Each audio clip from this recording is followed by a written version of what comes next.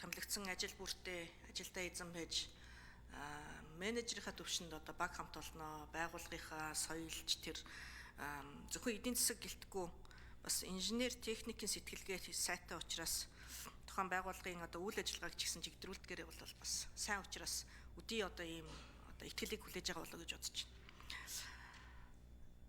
Томилогдно. Томилогдсныхаа маргааш аашаа өөрчлөөрөө.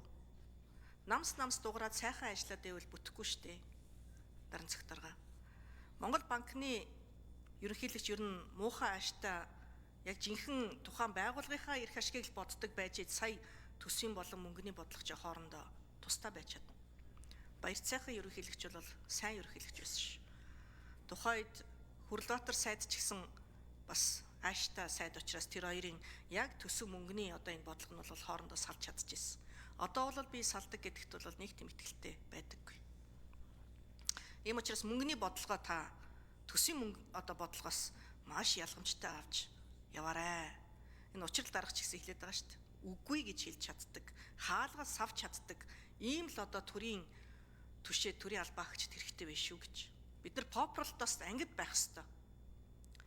Юм гэдэг тэгээ хясалантай ч юм уу, тоглоомтой ч юм уу таныг сангийн яамны төрийн нарийн бичгийн дарга байхад тэтгэврийн зээлийг тэглэх шийдвэр гарч ирснийг та санаж байна уу? Өнөөдөр таны очих гэж байгаа Монгол банкны үрийн дийлэнх хэсэг нь яг энэ салхитын мөнгөний ордтой холбоотой зээлийн гэдэг юм уу, одоо энэ үрийн гэдэг юм уу, үр байга. Тэтгэврийн зээлийг тэглэсэн явдал бол өөрөө эдийн засгийн алуур шийдвэр байсан. Энд би ахмадуудыг бид нар бодох ёсгүй гэдэг үгийг огт хэлээгүй. Байгалийн баялагийг иргэддээ тэгш хүртээх ёстой. Зөв. Байгалийн баялагын сангаараа дамжуулаад адил тэгш хүртээх ёстой болохоос биш хин нэгэн давуу байдал үүсгэж хин нэгний одоо мэдээлэлд илүү ойрхон байсан байгаагүй гэдэг юм уу ялгууртай хүртээж огтос болохгүй. Бид нар өмнөх улсын их хурлын гишүүд гэдэг юм уу маш их одоо ийм хин нэгэн давуу байдал үүсгэсэн өршөөлийн эдийн засгийн өршөөлийн хуулиудыг гаргаж ирсэн. Энэ бол буруу юм аа. Тэгэхээр бүгд одоо адил тэгш зөв зарчимтай байх ёстой. Онлынхаа хувьд зөв байх ёстой. Хүмүүс өнөөдөр тэтгэврийн одоо энэ хэмжээ болоод бусад одоо энэ асуудлуудыг яриад байна л та. Тэгээд энэ дээр би таны бодлогыг бас асуух гэсэн.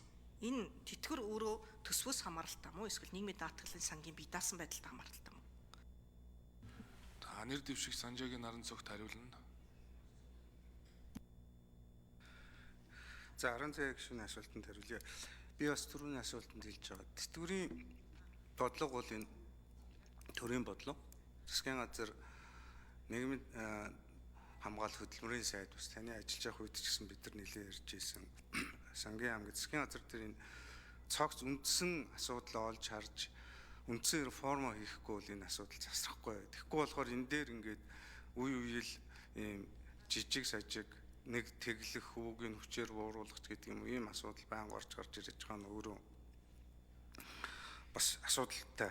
Тэгэхээр энийг үл ер нь зөв хувь хүний хувьд бол энэ би ч өөрөө сангийн яамны төрийн нарийн бах үедээ энэ реформа нэг мөр хийчихье. Үндсэн реформа шудраг тогтолцоог нь бий болгочихё. Тэгээд энэ цаашдаа ингээд тэгэх юм бол нийгмийн даатгалын сан өөрөө бий даагаад явчихна. Өөрөө бид энэ бусад этгээдийг оролцуулахгүйгээр асуудал шийдэгдэд явдаг. Ийм боломжтой болох, ийм боломжтой гэж ингэж үзэж байгаа.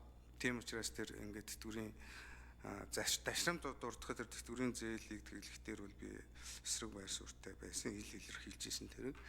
Тэгэхээр цаашдаа бол бид нар яг энэ өөрсдийнхөө явж байгаа эдийн засгийн суур макро төвшин тохирсон зах зээлийн ийм зөв бодлогоодыг хэрэгжилж явах ёстой гэж ингэж бодож байна.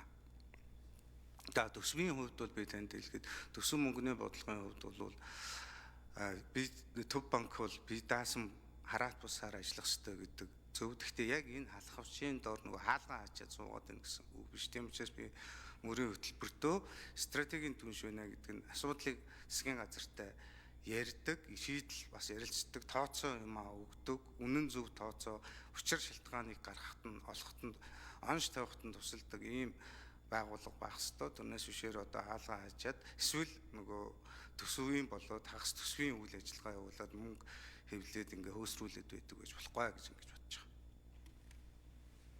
Ариун заяа гишүүн тодруулна. Нийгмийн даатгалын сангийн тогтолцоо бол уг нь өөрөө бие даасан тогтолцоо. 95 оноос өмнө тэтгэврт гарсан хүмүүсийн тэтгэврийг л одоо уг нь бол мөн цэргийн тэтгэврийг л төрөөс дааж уг нь явж байгаа. Энд бол төсвийн харилцаа бол байна. Нөгөө талдаа бол нийгмийн даатгалын санд өнөөдөр шимтгэл төлж байгаа иргэдийн орлогоос өнөөдөр нийгмийн даатгалын сангаас тэтгэмж авч байгаа хүмүүсийн тэтгэмжийг өгдөг уг нь бие даасан тогтолцоо байхгүй. Тэгээ энэ дээр улс төрчид одоо дундаас нь ороод элдв янзын шийдвэр гаргаад орлогыг одоо бууруулад зарлагыг нэмэгдүүлээд байх нь өөрөө нийгмийн даатгалын сангийн тогтолцоог нь бүр огт буруу болгож байгаа. Нийгмийн даатгалын сангийн одоо орж байгаа орлогын чөлөөт үлдэгдлийг арвижуулах үүргийг нийгмийн даатгалын сан одоо засаг хариуцж байгаа байхгүй. Тэгээд үүнийг арвижуулах 3хан одоо боломж хуулиар байдгийн нэг нь Монгол банкны бонд үнэт цаасыг авах боломж байдаг. Гэтэл би 1 минут авч идэх дараа. Нэмэлт 1 минут өгье.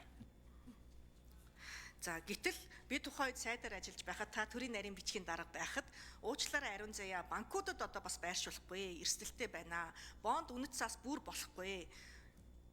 Төрийн сан дээр байршуулна гэдэг ийм саналыг та болон таны одоо яам сайд гаргаж ирсэн. Гэтэл энэ нь өөрөө эргээд бидний төр засаг арвижуулах үүргээ огт хүлээгээгүй нэг жишээ байхгүй. Тэгэхээр ууг нь бол энэ чөлөөт үлдэгдлийг арвижуулж ийд сая бид нар түүгээрээ одоо дамжуулж тэтгэмжээ нэмэгдүүлэх үүргийг хүлээж байгаа юм аа. Тэгэхээр энэ тал дээр та нэгдүгээрт анхаарах ёстой шүү. Хоёр дахь нь бол тэр байгалийн баялагын санг зөвхөн орон сууц эрүүл мэнд боловсролт одоо гаргахаас гадна бусад улс орнууд яадаг вэ гэхээр тэтгэврт нь бас зарцуулдаг юм аа. Энэ гуравтаа зарцуулаагүй хүмүүс бол өндөр насны тэтгэвртээ гарахтаа байгалийн сангаасаа тэтгэвэр нэмэлт тэтгэвэр авдаг ийм одоо бололцоо гардаг. Ийм учраас үүнийг ч гэсэн бид нар бас өөрчилж байгалийн баялгаасаа бас тэгш хүртэх ахмадуудтай тэгш хүртэх энэ боломж нь бол тэтгэвэр хэлбэрээрээ дамжуулах юм аа гэдгийг бас онцлон хэлмээр байна. Монгол банкны хувьд За санал хэллээ.